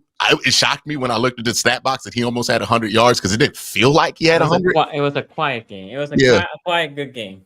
Yeah, but he did his thing. But I really felt like Jerome Ford, the interior of this offensive line, especially on the right side, and Deshaun Watson really put one together at the end of this game to get you a close divisional win. And shout out to the defense, because when you're playing up against elite teams, you're not going to do what you did against the Cardinals, where you hold a team to 56 total yards, right? Like, that's not going to be every week for you in the NFL. But what's going to be important is, hey, when you need the stops, when the game is most important, do you make those stops? Against Seattle, they did not do that. This week, they did. Same thing can be said for Deshaun Watson. I know everybody wants to find ways to pick at it and say that he actually wasn't good in this game, but quarterbacks are judged on what they do in the most important parts of the game, right? And in the most important parts of the game, Deshaun Watson found a way to come through for his team and bring this team closer to victory. And even in the first half, did a good job of making sure that this team kept getting down the field to get these field goals early on, just to keep chipping away at the 17-point lead that the Ravens eventually had in the beginning of this game. This could have been a disaster. It started just like Pittsburgh, but this Browns team perseveres. They're a very tough and resilient team to come back on the road. And this is the second time they've come back from down 14 in the first quarter. And this is nothing new for this team. They're a resilient bunch. They've been through the Nick Chubb injury. They've been through all these injuries before. Nothing really shakes them. And I'm really encouraged with what I've seen with Deshaun Watson the last 2 weeks. We'll see what Pittsburgh is. But if these 2 weeks have me feeling a lot more confident about where the offense can be going. And I feel confident about where this defense is, especially when they play at home. So the Browns, I feel like, are in a pretty good place. But yeah, Raven fans, y'all usually ready to pop off at me about this Roquan Smith slander. I would just like to know, who was the guy in the fourth quarter for y'all defensively? Where was Roquan? Where was your mans? Where was he at? I saw Pat Queen. Pat Queen tried to do something. I don't remember Zero's number being called. But it's an appropriate number for Roquan Smith to wear 0 because he was a non-factor in the fourth quarter again in this game. And you have to start asking yourself, when is Roquan Smith when is it going to actually matter in the fourth quarter of a football game that Roquan Smith is the linebacker, the franchise defensive player on the Baltimore Ravens? When is that actually going to start mattering? Because I hear all this stuff about his tackles and all this, but I don't know. Roquan looked like just another guy out there today. Okay. Guru, the only reason I'm muting is because we're going to get copyrighted if you put it too long. Okay. Let me go with. Okay, so let me talk about this game. This game, Q hit basically all the points that I wanted to hit because it hurt me. It hurt me because we lost in the trenches. Actually, it was 2 halves of different trenches here. The first half, the Browns. People will talk about Deshaun Watson. They had a bad game. It wasn't atrocious. It wasn't great. But he was getting pressured. Pressure was getting to Deshaun Watson, right? In the second half, pressure was not getting consistently to Deshaun Watson. And the running game starting to push the pile, right? The running attack. David Njoku had a good game in the second half. First half, he was kind of quiet. He dropped that ball over there on the right side. But then the second half, again, Njoku's usually a guy that does have good games against us. But on the Ravens side, like, the Browns knew how to deal with adversity, meaning when the 2 tackles were out. This game, as soon as before the pick 6 happened, when Deshaun Watson scored over there to put it by 7, and then the pick 6 happened. But at that point, I knew we were gonna lose because we cannot deal with the adversity of the old line. and the Browns D line is one of the best. When I saw Fahalele there, I was like, nah, Fahalele not. Like I wish we can cut Fahalele. I wish we can put Pat I told Ricard you, at dog. tackle. At the Senior Bowl, I was out on him when he got bull rushed by Majay Sanders. I was like, ain't no way he gonna be an NFL player. Ain't He no way. is a revolving door. And then you lose Siler as well, right? I still don't know when Siler left. I didn't see his injury, but then he didn't play. Now he's not even in the injury report. He started practicing, so I don't know if somebody rolled because he didn't even call it, but he wasn't there. And Siler's not a guy that usually is out of the line. So then we had 2 backup tackles and Ben Cleveland on the right guard side. I'm like, and then Lamar was getting pressure. The pick 6 happened, right? Great. Your edge. Who was the edge that batted the ball? It was a D tackle. I don't think it was the edge. They batted the ball up, which it was Obo Okoronkwo. Yeah, double O, right? And that was allowed to happen because what did y'all have to do with Miles? Y'all had to like put 2 over slide, and then you saw Miles getting caked in the middle. You get 1-on-1 there. He could just jump up because nobody can really do anything to restrict him vertically. Yeah, and well, I'll talk about that some of that later. But great heads up play by Newsom, make the catch, score the touchdown. But after, as soon as the O-line was where they were, they couldn't move the ball. The offense could not move the ball. The defense was getting gassed. They were essentially going zone defense. Marlon Humphrey also was out. And they were going zone defense, I'm assuming, to protect some of these corners. But the amount of space in the zone, everybody was wide open. And Deshaun Watson was just throwing darts, right? Deshaun Watson was perfect, I believe, in the second half. He was just throwing dart after dart. No pass rush getting to him. It had to feel like a practice for him. Like, oh, yeah, open guy, no pressure, open guy. Rarely pressure in the second half. So it was a very terrible second half, 2 halves. And then the Ravens, I understand the Browns are good defensively against the run. Keenan Mitchell in the first half had a couple of good, decent, or sparks play, right? That screen pass for a touchdown. He had a good run. And in the second half, I don't know what happened with Keenan Mitchell. He was part of the game plan. They asked Harbaugh. Harbaugh said, I don't know what happened. I guess he wasn't part of the game plan, right? So he came back and said, no, we need to get Keenan involved more.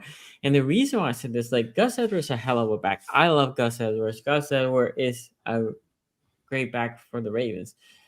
But what Keenan Mitchell does, that Gus doesn't, is he has that second gear speed, right? If you think about when the pass rusher was getting to Watson, there was a play that I was like, man, Ravens, you need to run the same damn play. Kyle Hamilton comes on a blitz on the weak side, and what Watson does is throws a lollipop like super high to Njoku, and Njoku that might have been the one that he ran forever, and he was taking people with him. That is a play that you can throw to Keenan Mitchell, right? Because as this pass rush is eating you up, Keenan Mitchell has the ability, the speed, to just the elusiveness to break the play open, right? We're talking about a 2-point game, right? In that last drive, you keep the ball, right, by running the ball and getting plays. But now we couldn't do that. So there was no adjustment for the offense or both coaches. It wasn't only, it would be easy for me to say Monkey. Monkey didn't adjust. He knows now I'm down 3 O-linemen. It's only so much you can do at that point. But you're down 3 O-linemen. I understand you essentially said you're not going to allow Myles Garrett. He had a really good game, by the way. I know the stats doesn't show that he had a monstrous game, though. Myles Garrett was eating people up. It's crazy. 1.5 sacks is legitimately, we're like, that's a normal game for some of these edges nowadays. Yeah, but he had a great game. I don't know how many pressure he had, but he had a hell of a game. Mm-hmm. And the whole D lineman had a hell of a game. And there was no adjustment in that part. But on the defensive side, I understand that you're tired. I understand that the offense is not holding the ball too long, but you need to make adjustments, right? The zone wasn't working. If your pass coverage wasn't working, your zone is not working either. The pass pressure is not working, and your zone is not working. You're getting eaten up. I was hoping they changed it. I was hoping they man up and put cover 1 and just try to pressure Deshaun Watson, because You might say, well, yeah, that might not work either. Okay, but what we were doing wasn't working either. At that point, you just need to change it up. You need to change the vision. You need to change the scheme. You need to change some of the stuff that you're putting into the Deshaun Watson, right? So it wasn't like the team played terrible, the Ravens, but it definitely felt two different, completely different half, right? I think, and this hurts me to say, but we got out physical. Definitely got out physical in this game. And you can see it. It almost felt like the Browns wanted this game more at the end, specifically at the end. They definitely the Ravens started very quickly and they almost went complacent, right? And as soon as they went complacent, the Browns start chipping, right? They kept chipping. Yeah, we didn't score because the defense for the most part was good all the way to like that mid third quarter, and then they just completely dissolved. But before that, yeah, they will allow yardage, but no touchdowns, no touchdowns, no touchdowns. So, and I was hoping also on offense, like the Browns were very undisciplined on the secondary. As Q was saying, this were no, well, it could have been a whole no. Like every time they were putting basically a double move on any of these corners, they were grabbing. They keep doing it. Keep doing it. You keep doing it. Keep forcing the call, right? Lamar, you know that ball is coming to a double move. Throw it to there, right? Because that way the official can see it. Then it becomes a PI instead of a holding, right? But no, I think, again, I think my biggest problem was they were complacent. It was a tough loss for us. It was a good opponent. It wasn't like we lost to a pushover, right? We lost to a good team, but still, it's a game that you felt like in the third quarter how that game were. Like if you kept playing well, you should have won that game. And essentially, at the third quarter, you finish the half, and you're like, okay, all we have to do is trade. If they score, we score, and then we win. Especially the Ravens having the ball first in the second half. We didn't. We deserved to lose. So yeah, that's all I have to say. Ace, thoughts? Yeah, man. I kind of talked about going into this game. I said these two teams have always split. 4 out of the last 5 seasons. When I was in Spaces, Ravens fans were talking to me at the beginning of the week, and I'm like, y'all have to play Cleveland. Like this is not just another team. This is an AFC North team that has been one of the best defenses in the league. We've seen them do that. They've got Deshaun Watson back. To me, if you did, as a Ravens fan, overlook the Browns, that was a mistake. I mean, I'm not looking over anybody in an AFC North divisional matchup whenever we're playing, because these teams play each other very hard. This is the best division in football, and the Cleveland Browns are 6-3. Like they're not a pushover team. They've been winning with PJ Walker. They've been doing a lot of things defensively, offensively. I talked about how they were one of the teams that are number one in the league when it comes to scoring on the road. And I think when you looked at this game, I kind of said it's going to come down to who is able to run the ball, right? Like the Browns can stop the run. The Ravens can stop the run. And both of these teams can run the ball. Who's going to stop each other on the ground? The Browns, I felt like, were able to enforce their will on the ground. Outside of Keaton Mitchell, I think Keaton Mitchell has some good plays. Other than that, the Browns completely shut the Ravens' run game down. This was a game where 3 separate times this Ravens team was up by 14 points, right? Like, honestly, when I tried to watch the game at the same time as the Bengals game. When I saw the Ravens go up and I saw the pick six, I'm like, oh, man, I guess I was wrong. I guess, this is going to be what it is. And then I start to get the updates and I'm like, hey, yo, what's going on here? Like Cleveland's still kind of in this game. Another thing that I'm seeing from the stats, man, the Ravens in this game, 2 of 8 on third down conversions. That's just not acceptable. You cannot expect to win games not being able to convert on third down. And I feel like the Browns just were more hungry in this game. No matter what happened, whether it's Deshaun Watson goes out before the half and PJ Walker comes in, this team had a fight in them. They did whatever they needed to do to stay in this game. And the Ravens, I feel like they effed around and found out when you got there into the fourth quarter, Lamar had the interception earlier, then they get the pick six, and it's like, okay, here we go. And like I spoke about in the Bengals game, when I rewatched this game, as soon as the Browns got it in the fourth quarter, they were not going down. They were making sure that they were able to squeeze the life out of this game. And even after a missed extra point, this guy still comes down and is able to hit the game-winning field goal. This loss for the Ravens was a huge collapse for them on this one. This has only happened, something like this has only happened 3 times in NFL history, with the team being up by this much several times in the game and then losing it. The other thing I'll say is I was not impressed by Lamar Jackson in this game, right? Like when you look at the expected completion percentage, he came in at a negative 6.7. So he was actually supposed to complete a lot more passes than he did. And I expected Lamar, especially if we're saying that he's back to MVP Lamar, you have got to close this team out in the fourth quarter. I'm not going to put it all on him because obviously the defense has to stop Deshaun Watson, who was red hot, by the way, 14 of 14. Like, yeah, Deshaun Watson is here. We can stop, the whole Deshaun Watson slander. Is he going to be that guy? Is he going to be good? Like, is he, the worst quarterback in the AFC North? You saw today or on Sunday that he is here to stay. And the Browns are really good, bro. Like we talked last week, and a lot of people were like, "Oh, it's between the Bengals and the Ravens." Nah, dog. It's the Browns have entered the chat. The Steelers are pretty solid as well. The Browns are a threat. Like they've been sitting there lurking with PJ Walker, and they've been quietly stacking wins. They beat the 49ers. They beat the Ravens. They beat the Bengals. They beat a lot of good teams, right? And they've been able to do that. They beat the Seahawks. Like, this isn't a bad Browns team by no means, and a lot of people need to stop sleeping on them. They are a threat.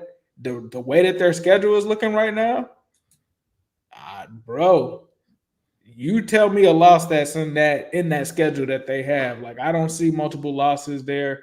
This was a game that was really big for them because I think that the way that the season is going to end, it favors them. I think outside of the Steelers, the Browns probably have the most favorable end of the schedule. And it's crazy because when we met and talked about the schedule, we said that they had one of the hardest schedules, right?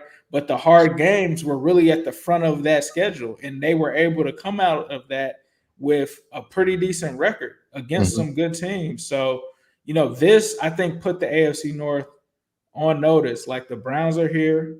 Like, you got to watch out for them. They're a different team with Deshaun Watson. A lot of Browns fans in Spaces said, as much as y'all want to clown Deshaun Watson, we average 27 points per game when he's in there. He was able to do that. Their defense was able to step up. They were able to go into M&T, which is not an easy place to go into, and pull out a victory. So you got to salute the Browns. Is this a disaster for the Ravens? Not really, because, they have the lead that they have. Their record is what it is. So this is one that you could afford to drop here, but you still don't feel good about it. You're still probably wanting to take it out on the Bengals, which rightfully so. Both teams are going to have to take it out of each other on Thursday night. But I think the Browns, bro, I'm gonna keep it a buck. People try to say, "Oh, Ace is a Browns fan." I'm not a Browns fan. I just keep it a stack. Like, I'm gonna just be real with you. Ohio fan. I'm gonna just be real with you, bro. Like, that team, what they're doing, when you look at the numbers and all of that, is kind of crazy. I think that we'll have to see, where they go. But I think right now the Browns are trending up. And I think that, they are also a threat to take the AFC North as well. I know people are going to try to clown that, but it's very true. I think this game proves it. And we'll see where they go going forward. But this was a big victory for them. They never were out of it. They fought back, clawed their way in for a win.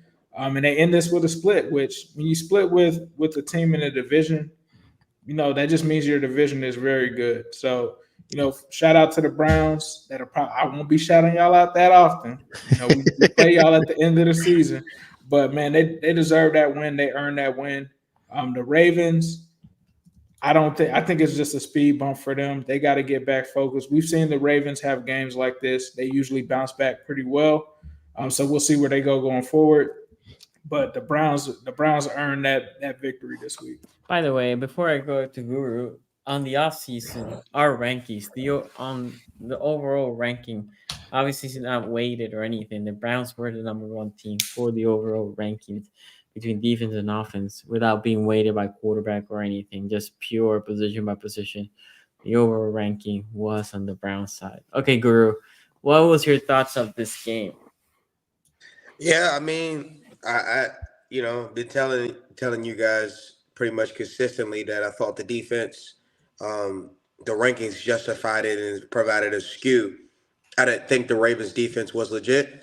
And your pass rush, your lack of pass rush, your lack of depth in the secondary, it bit you and you know what, playing the Browns, especially with a 10-point lead in the fourth quarter.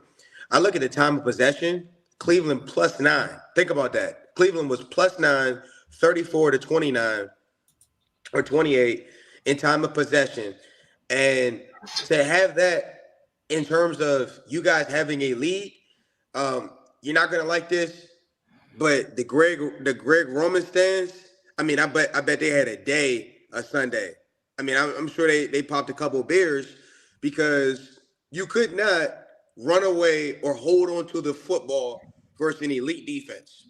Your offense, whenever Elijah Moore has more receiving yards than pretty much everybody in your secondary, in your receiving core outside of Zay Flowers, I mean, you have a problem in terms of getting some balance on offense. Like with the receiving core, it's guys in a room that can get it done. But at what point is the scheme too complex, or at what point is the scheme not getting these guys maximizing their strengths? The Todd Monken scheme was supposed to elevate, right? You're seeing these numbers against these great Lions and these great Seattle teams, but when you play in your division, you're getting bottled up, and you're only winning unless you're going against teams that have a quarterback with a calf injury. If you look at the metrics, how you played against the Steelers and the Browns, and then how you played against everybody else, it's night and day difference. And my question is, that has to be a concern moving forward, especially on a short week. Cincinnati feels like they can come in there with Trenton Irvin possibly and still move the football, similar to how the same concepts that you gave up to Elijah Moore on key third downs. Mike McDonald, you're going to have to realize that your secondary is not the secondary maybe that you envisioned. Your scheme right now shows me it's stubborn. Why are you playing man, no safety over top against Deshaun Watson? Where was the spy at this week? How many times did you see Deshaun Watson utilize his legs and keep the Browns on the field? And Roquan Smith, I know he had 21 tackles. He did not have an impact in a football game. I've never seen a guy have 20 tackles where it seemed like, well, what did he do? And that's my issue with the Ravens is you look good, you shut out the Lions, you shut out the Seattle Seahawks, but when you play a division rival, you let them come in your stadium, put 30 in it, and they're already up in the fourth quarter. You have to ask yourselves, what football team am I? What is my identity on offense? Keaton Mitchell, I mean, you talked about his explosiveness. Take the training wheels off, Sonny. Run the football and allow Lamar Jackson to be able to go on third down and second and down in an advantageous position than second and third and long. And then one more thing, Sonny. John Harbaugh has to realize that when he has the lead, especially at home, start playing with a little bit more urgency. Stop taking the gas off the tank. Act like if you were able to put Cleveland out, what would it have done for you on this week? Now you have added pressure for a Bengals team that's going to play desperation football. So my issue with the Ravens is I'm seeing a Jekyll and Hyde effect. Which team are you? Quincy made a comparison about the Steelers like Seattle. No, I think maybe the Ravens are like Seattle right now. The defense that's stat heavy on paper, an offense that has skewed numbers, but when they play against their little brothers in the AFC North, they look very, very fugazi. How good is the the Browns defense? How good are they? Best in the NFL. Best in the NFL. So in both games, we put 24 points on them, right? Absolutely. I haven't checked. So if you think that's a bad offense, Go No, ahead, no, brother. no. No, but I that's what think you're the saying. offense. You're saying the offense not that great and all this other stuff. I'm just saying, right? You're saying like they cannot put. I guess the Steelers, right? That was our worst game. I think we put 10 points. Sonny, I just Any think other game? you're leaving a lot of meat on the bone, Oh, right? if you're saying we can score more, that's what you're No, saying. no, not score more. I want you to execute, and I want you to stop taking the gas off the pedal in the fourth quarter, right? I saw the same thing versus the Colts. You never put the Colts out of their misery. That's all I'm saying. Because in the NFL, you're going to make the playoffs, Sonny. You might win the division, Sonny. You're going to be in the playoffs where it's going to be the same possible situation where you have a 7 or 10 point lead headed into the fourth quarter. That's all. You want to start creating winning habits that are going to be tangible for whatever your postseason expectations are. Right now, anybody that plays the Ravens, they feel like, you know what? Until that clock says 0, we have a chance. Whatever coaching, whatever. If you want to blame the drops, it's all at the end of the day. It's execution, right? You just execute better at a high level that you're doing in those earlier quarters. Yeah, I mean, obviously the Ravens let this one get away. I would disagree that the offense hasn't put up numbers when they're playing their AFC North opponent. Actually, I would like to point out go ahead. that Myles Yeah, Garrett leads the league. Was tied for the league in sacks with. And do you have any what is the level of concern for Ronnie Stanley? I mean, my good brother Morgan Is he Moses all right though? Is he played 2 weeks. He looks left worse that than game. Morgan Moses. Yeah. Yeah, well, Mosa hasn't played in 2 weeks, and Stanley got rolled his leg. And then you lost your tackle in this game too, right? No, or was it a guard? Was it Simpson? John Simpson, right? But before the injury, though, Stanley looked like he's kind of like what Ace said about Awuzie. It looks like a guy that you might need to make arrangements for, good brother. No, he's not. So the problem with Stanley is, I don't know, whatever. Let's say there's 40 snaps, just to put a number. He will have like 4 bad snaps in the game, and the rest he's locked in, right? But then people are keying on his 4 bad snaps. Well, he was battling with Myles Garrett, and Myles Garrett is no small task. And Myles Garrett moved a lot too, which is obviously smart because we started with the backup right tackle, and he was just skating with Myles Garrett. And then when Stanley left again, Fahalele is just so bad that they can put whoever there. Yeah, son, I got higher expectations for the Ravens. That's all good, brother. That's kind of like why offensive linemen are kind of similar to cornerbacks because all it takes is one bad play. And that just kind of one busted coverage and the whole game you had don't matter no more. Right? Yeah. Especially if that guy is Myles Garrett or TJ Watt or Micah Parsons. It's just a rough spot for him to be in. I feel like he would be, if he played in the NFC South, people wouldn't be highlighting him as much. But since he plays in the AFC North and you keep going up against guys who, if you have a bad snap, they're gonna get you, and it keeps happening. Like it's rough. And that's the same thing with like Jay Wills. And last thing about the Ravens, one of your biggest issues, Sonny, and see if you agree with me. Who do you feel like can go out on the receiving core and create a play? Meaning that it's man coverage, it's third and long. Who's going to be able to get open and Lamar can count on for a catch? I'm not seeing a lot of, and I'm curious, is Monken and what is the receivers? It's not Monken. It's not Monken, as we had discussed this before. Flowers beat twice. I don't know the corner specifically that was on him, and Lamar missed him. Right, there was one that would have been a walking touchdown, and Lamar missed him. So Zay obviously is, I think, the most dynamic. Mark Andrews also makes a lot of plays. He was almost non-existing in this game, but those two will be my go-to guys on a final drive to make plays. Anyway, so we have some super chats here. Ravens tears are tasty. So much salt. Ray Rack here says, I love the adjustment made by the Browns D-line early in the game. Lamar had a lane in the middle because of how they were trying to contain him outside of the pocket, but later they baited Lamar to step up right into pressure. Yeah, the Lamar scramble really didn't hurt you in this game. I would say the only area where like Lamar was able to really make stuff shake for you was like, you know, when he scrambles to the right a little bit and like tries to create more time. Like that's where Lamar really gets you. But as far as like him being able to step up and take advantage of the man stuff, they did a really good job containing that this week. Gangan says the announcer were insufferable. Glad Browns won. I hate Fox games. Every game on Fox. Well, I don't like Charles Davis any better. So any game on Fox. It's their top crew is Greg Olsen. I'm not a fan of Greg Olsen either. Every time I see a game in Fox, I'm like, oh, man. Nah, I knew that announce team was cooked when Jonathan Vilma was like, yeah, see, Deshaun got to throw this right now. And it was like David Njoku at the top of a whip route. I'm like, so you want him to throw an interception? Is what you were suggesting right here. Is to throw right at the whip of the whip route. All right. Yeah, that's why I was like, I just don't need to take this announce team seriously. Yeah, the Browns were down 14 4 different times in this game and still won. That's crazy. That's crazy that it happened, and it's crazy that it didn't cost them the game, too.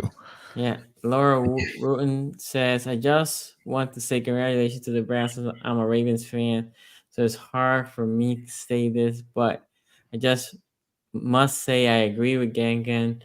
The announcers were ridiculous. I had to turn this down on my TV. Also, can the broadcast, like, I don't get why we still do this with the Browns, but they were like, oh, the Ravens are 29-7 in the last whatever years. And like, stop including the Hugh Jackson stuff. Like, at some point, it's like just use the Kevin Stefanski splits. Like everybody.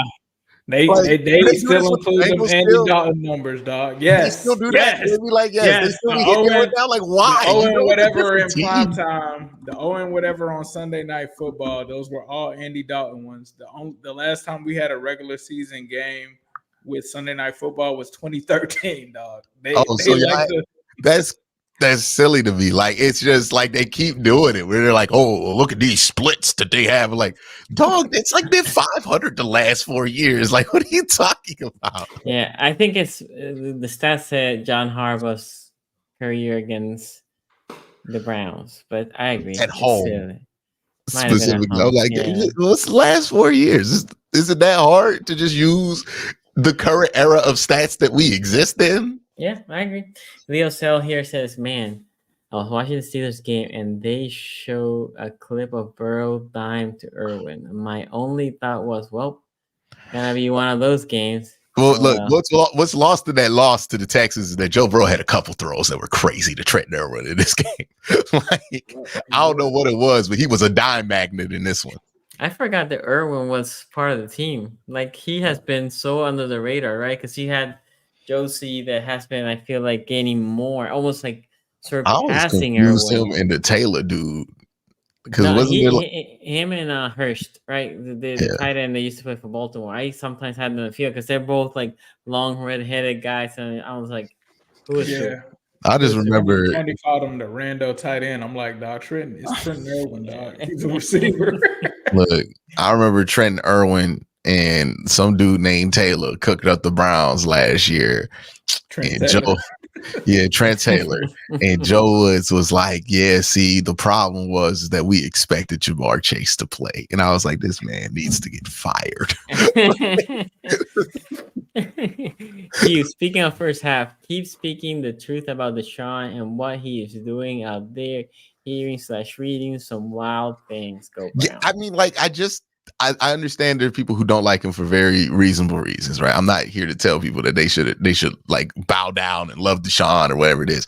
But even if you don't like Deshaun Watson, even if you have an anti-Deshaun Watson agenda, it does you no good or your point to reach on things that we can obviously see are not what you're saying them to be. Right. Like, I think somebody who lost a lot of credibility this weekend was Brett Coleman, because he was out here just like, I can't believe he was like, the Browns were actually bad against the Ravens because they adjusted to what the Ravens were doing and did it successfully. And I was like, how are you flipping that into a negative? like just to spite somebody. And it's just ridiculous. You know what I mean? Like, it's at some point you have to just say, hey man, the dude played good. I have to do it all the time with players I don't like. Like, what makes people feel like they don't have to do that with everybody else? But yeah, if somebody plays good, just acknowledge it. You ain't got to sit here and lie, or like you don't even got to talk about them. Like, you know what I mean? Like, just don't say anything. Just say anything. Yeah, but it's like to sit here and like try to lie to people's face and be like, "No, that actually wasn't good." That he went 14-14 in the fourth quarter of that game and scored 17 points. Like, come on. So Sleep Lyle says Deshaun Watson 14-14, Watson and Miles. The Graveyard Garrett about to shock the Steelers and baby hand Pickett and Najee.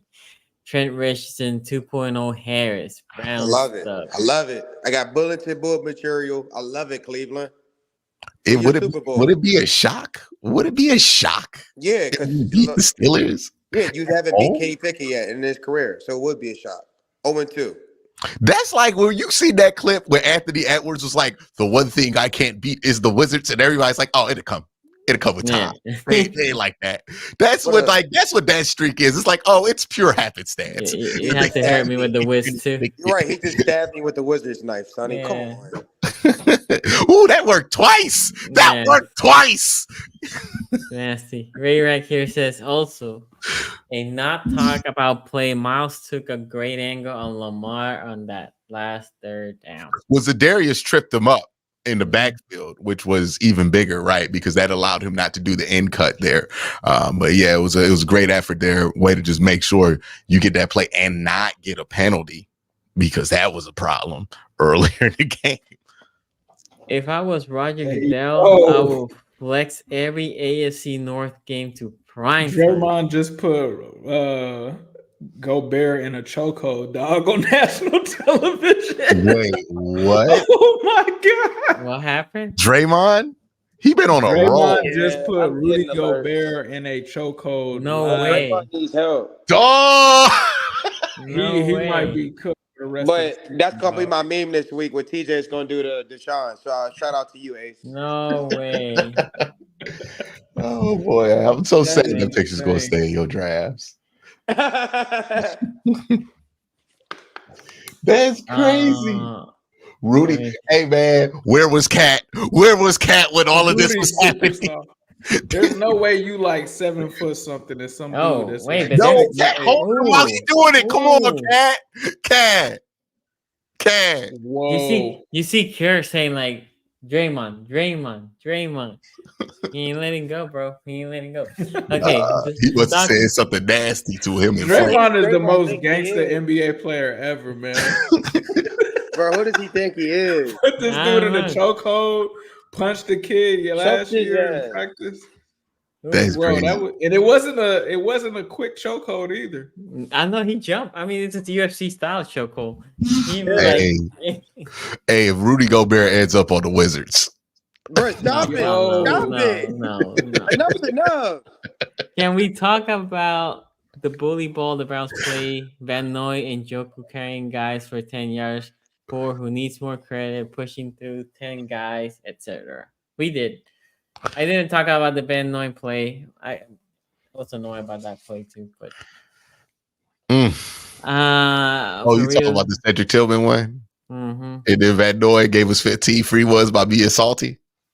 I mean, it should have been a taunting penalty. Yeah, I hate that gangster. call though. I hate the call. I don't like the taunting penalty. But as I tweeted, if there's any time a taunting penalty, that would have been it. And then Van Noy should be smarter as a veteran and not give it extra 15. Rook got him bad. Yeah. And the Rook fucked up the play because he was celebrating the thing because he's supposed to slide over, get to the next gap. Yeah. He messed up the play. I came here for heel Q. Did I get here too late? No heel Q. No heel Q. I don't feel like it's not the time yet for heel anything. Well, I mean, like post-game stream got heel Q after the exhilarating victory. Oh yeah, look, if you thought what I said about Roquan was nuts on this streak, this is me 4 days after the fact. Okay, you didn't want to be next to me. Hear me talk about Roquan. hours after he did not show up in the fourth quarter. That was nuts. By the way, Raven fans, could you please super chat me if Roquan Smith is okay? Like, I just haven't. Did he show up at practice this week, Sonny? I know it's a short week. Did he show up? Is he getting a DNP? It's crazy. Hey, Ace, let me know if Roquan shows up this week. Guru gave one of those. Somebody got to let his wife and kids know. Speech. That's what Shafiqo. Yes, sir. And then Ray right here says, Sonny, I'm sorry, but in both games, the Browns spotted the Ravens 14 points with turnovers and short fields. They scored 31 points on normal drives, not after. Okay, I mean, I can say the same thing, right? The Ravens spotted points to the Browns on defense. If you're an elite defense and your offense turns the ball over, I get that. You know, you might have to give up 3, but you try to only give up 3 and not a touchdown. Again, I'm not bashing the Browns defense. I'm just saying, right? Turnovers are part of the game, and like our offense, like Lamar threw 2 picks. When your offense f's it up, you're hoping your defense picks it up, and at worst gives up only 3. Professor Chaos here says, why did Harbaugh go away from Keaton Mitchell? That's a mystery. That is a mystery. It's an enigma. He said was he averaging like 10 yards a carry and a touchdown? He only carried 3 times though. He had like what, 40? He about 40, yeah. About you would have been amazed if you watched the first 10 minutes of this game and somebody would have told you the Ravens would have no 100-yard rushers in this game. Yeah, they went off for whatever they were doing. Okay. Guru, you look like the Robert Downey Jr. meme. I wonder which meme that is. Yeah, there's so many Robert Downey memes. Yeah. I know he's a Steelers fan, though, isn't he? Yeah, he's a 6-time champ, baby. How many of those championships while he was alive? What, 2? How many was he alive when the Browns won? Hey, look, we won 3 this year. His grandfather? We won 3 this year. Okay.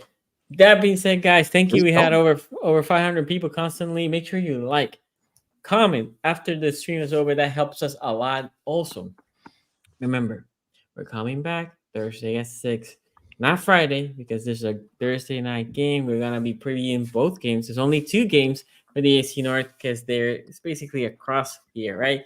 Ravens, Bengals, Steelers, Browns. We're gonna see y'all Thursday. Thank you for watching, guys. Sonny, by the way, can you give me Jim Harbaugh's PO box number? I want to send him